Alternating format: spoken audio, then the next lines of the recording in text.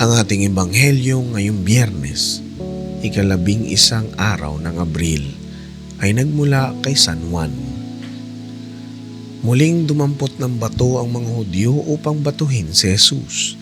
Kaya't sinabi niya sa kanila, "Marami akong ipinakita sa inyo na mabubuting gawa mula sa Ama. Alin sa mga ito ang dahilan at ako'y inyong babatuhin?" Sumagot ang mga Hudyo, "Hindi dahil sa mabubuting gawa kaya ka namin babatuhin, kundi dahil sa paglapastangan mo sa Diyos, sapagkat ipinapantay mo ang iyong sarili sa Diyos, gayong tao ka lamang." Tumugon si Jesus, "Hindi ba nasusulat sa inyong kautusan? Sinabi ko, mga Diyos kayo?" Tinawag na Diyos ang mga pinagkatiwalaan ng salita ng Diyos at hindi maaaring ipawalang bisa ang sinabi ng kasulatan. "Ako'y pinili at isinugo ng Ama." Paano ninyo ngayon masasabing nilalapastangan ko ang Diyos dahil sa sinabi kong ako ang anak ng Diyos? Kung hindi ko ginagawa ang mga ipinagagawa ng aking Ama, huwag ninyo akong paniwalaan. Ngunit kung ginagawa ko ang mga ito, paniwalaan ninyo ang aking mga gawa.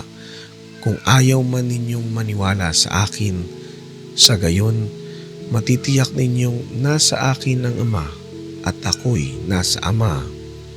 Kaya't tinangka na naman nilang dakpin si Jesus, ngunit natakasan niya sila.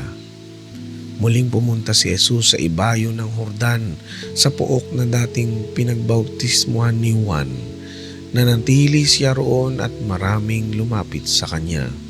Sinabi nila, "Walang ginawang himala si Juan, ngunit totoo ang lahat ng sinabi niya tungkol sa taong ito."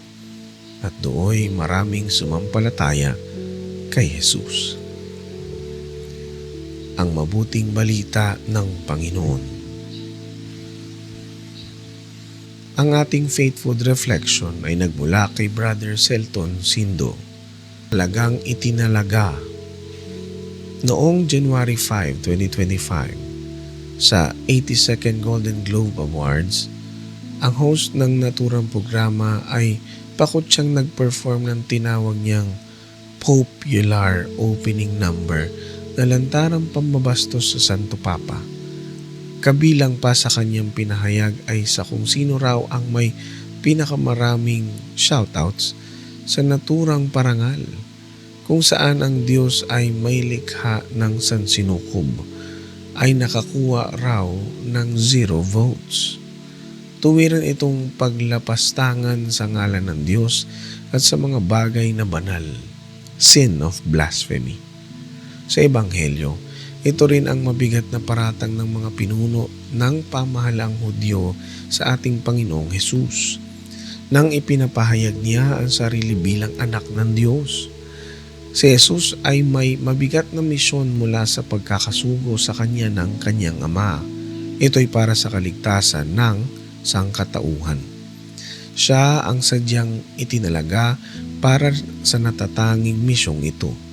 Ang bawat Kristiyano ay nakatalaga rin para tularan si Kristo. Nangahulugan ito ng ganap na pagpapasakop ng buong pagkatao sa kalooban ng Diyos para sa isang buhay kabanalan. Sa Biblia, ang ibig sabihin ng banal ay ibinukod o angat sa iba. Tulad ng Biblia, marami ang mga libro, ngunit iba ang banal na kasulatan. Maraming uri ng mesa, ngunit iba ang altar. Maraming iba't ibang propesyon, ngunit iba ang bukasyon ng pagpapari. Maraming iba't ibang estado ng buhay, ngunit naiiba ang pagiging ama at ina.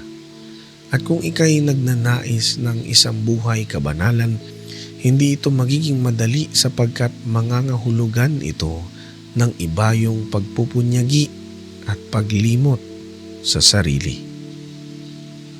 Manalangin tayo. Amang mapagmahal, kami biyayaan ng isang buhay kabanalan na nakatalaga sa iyo lamang. Amen. Sa ngalan ng Ama at ng Anak at ng Espiritu Santo. Amen.